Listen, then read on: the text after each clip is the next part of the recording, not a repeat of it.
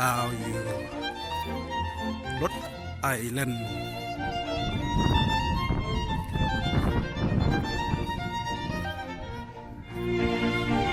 สามไม้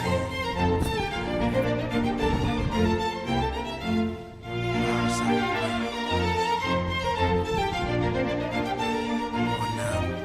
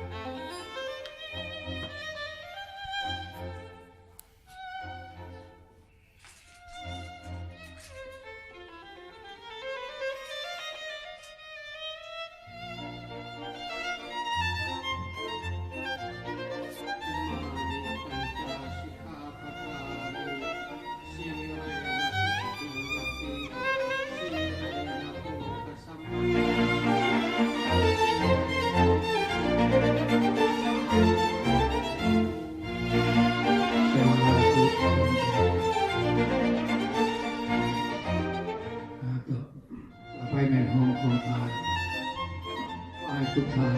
บุคคลวาตานะโมตัสสะภะคะวะโตอะระหะโตสัมมาสัมพุทธัสสะนะโมตัสสะภะคะวะโตอะระหะโตสัมมาสัมพุทธัสสะนะโมตัสสะภะคะวะโตอะ อะระหะโตสัมมาสัมพุทธัสสะ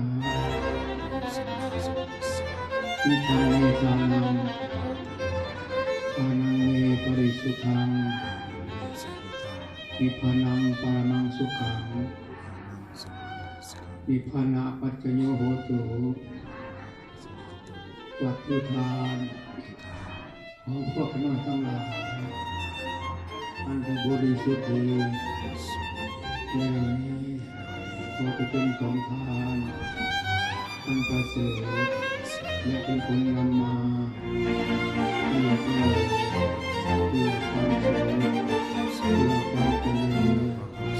เพื่อมรรคผลนิพพานตลอดถึงสมบัติ3 ประการคือมนุษย์สมบัติสวรรค์สมบัตินิพพานสมบัติสมบัติทางปณิธานของพวกน้อยทั้งหลายทุกมาทุกคนเถิดสาธุสาธุอนุโมทนาทุกขสะสันตุโนพันเตสุขันจาวารัญจาธรรมเทศนายาจามะอธิปัสสติปฏิโนทานังกริตาริจามะอุกาสะอาราธนังกโรมา